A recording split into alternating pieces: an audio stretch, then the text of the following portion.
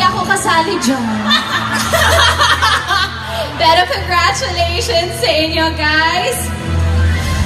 And of course, yes, ladies and gentlemen, eto na, for her outstanding contribution to TV, film, recording, concerts, and even the advertising field, it is with great honor to present the first ever Viva Icon Awards as we call on stage the megastar, Miss Sharon Cuneta!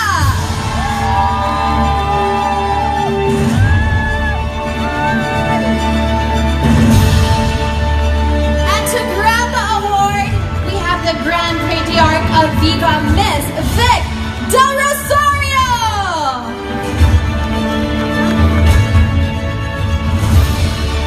Good evening, everyone.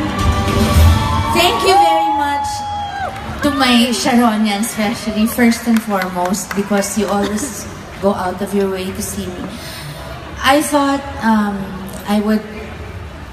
Oh my God. I love you too, thank you. First, I want to thank those three lovely singers.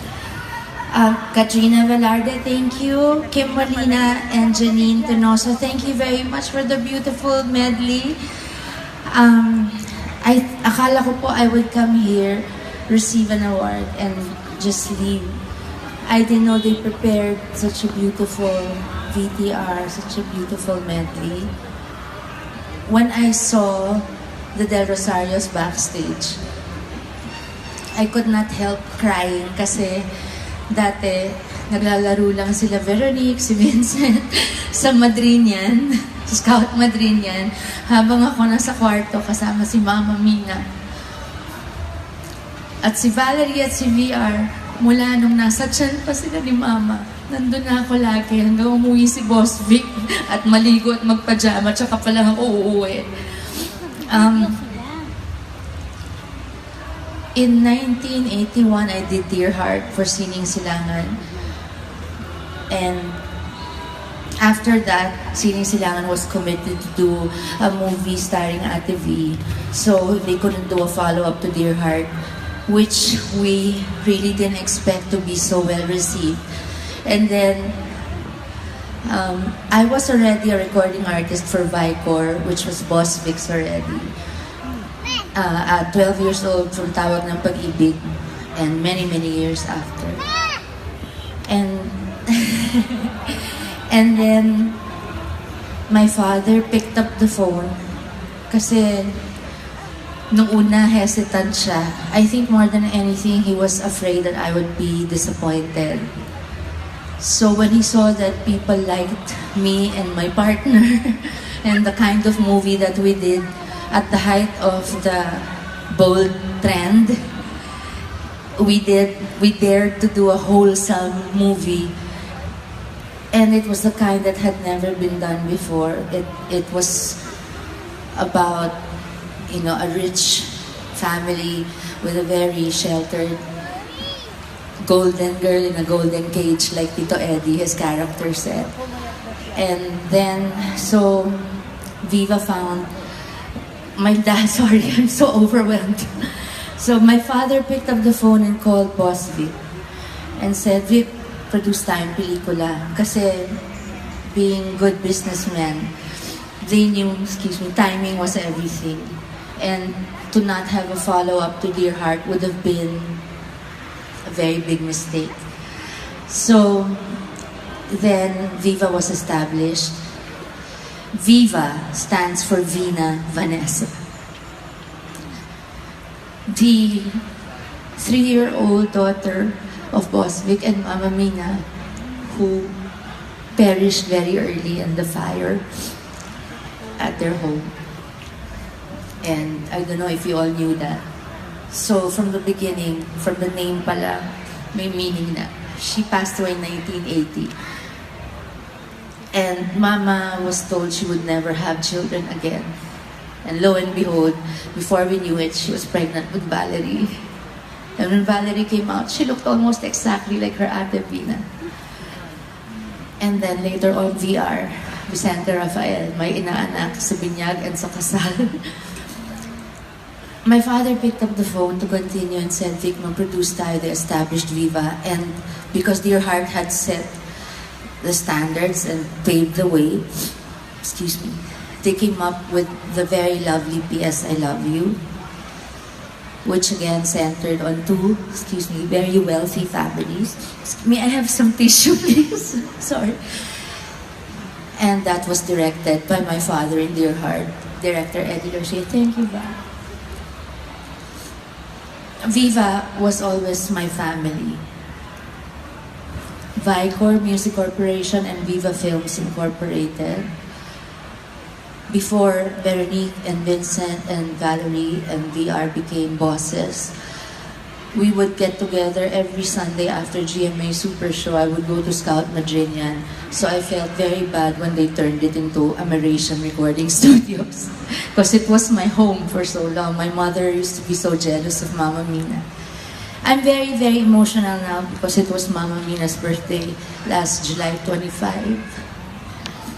And even now, as I'm not really exclusively with Viva, because after all our successes, we both grew. And I'm very happy for my Viva family because they're really a powerhouse now. So many stars, so many successes. And I think I'm very, very touched tonight because I didn't expect to remember Little Sharon. I love you too, thank you.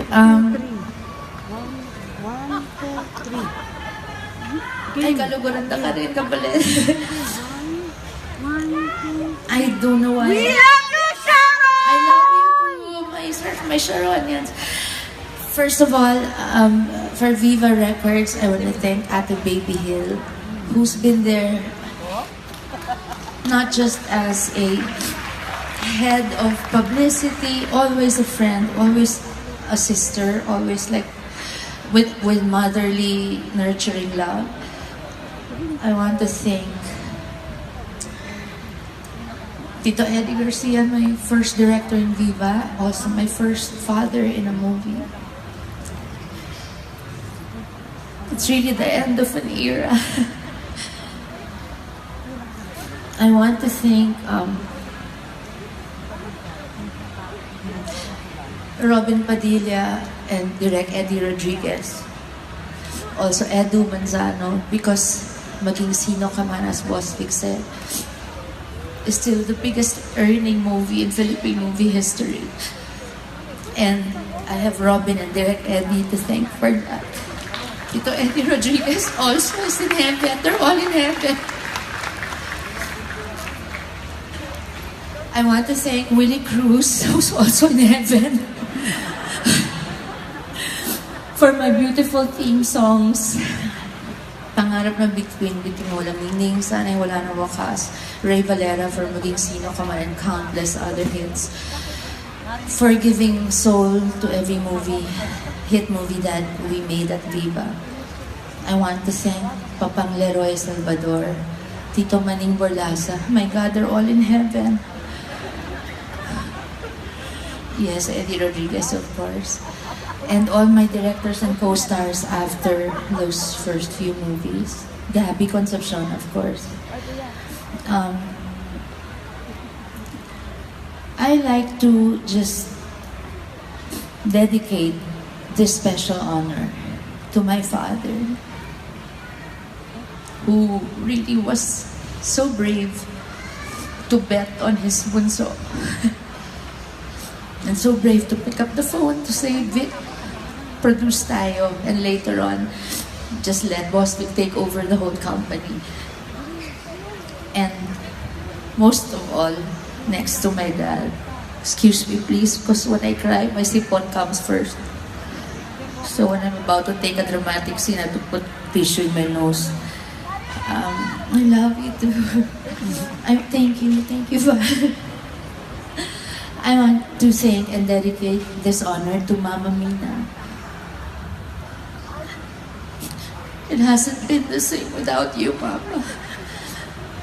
I still look for you and I still talk to you. She picked my projects from comics. And she made me read the Tagalog dialogue in comics out loud because I was better in another language. So she had to get me used to Tagalog dialogue. I'm so sorry. Mama, happy birthday.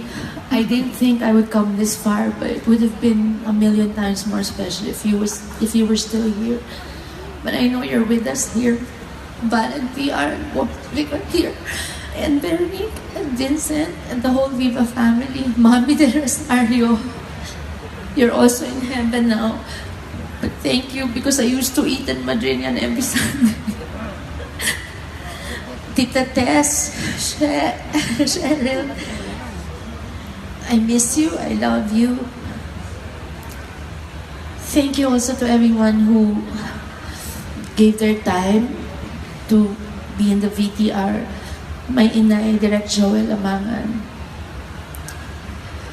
Robin Padilla, Christopher De Leon, my eternal crush. And my partner, my real ka-love team, Miss Sherry Hill. I've been blessed to work with the best. They've always said that Viva is Sharon and Sharon is Viva. But really, Viva made me. After Dear Heart, Vicor, and Viva made me. And I will forever be grateful. Even if I don't see so many other people I grew up with in Viva anymore, when I bump into them, it's still the same. And backstage kanina, when this whole family joined me, I couldn't help but really cry kasi it felt like family all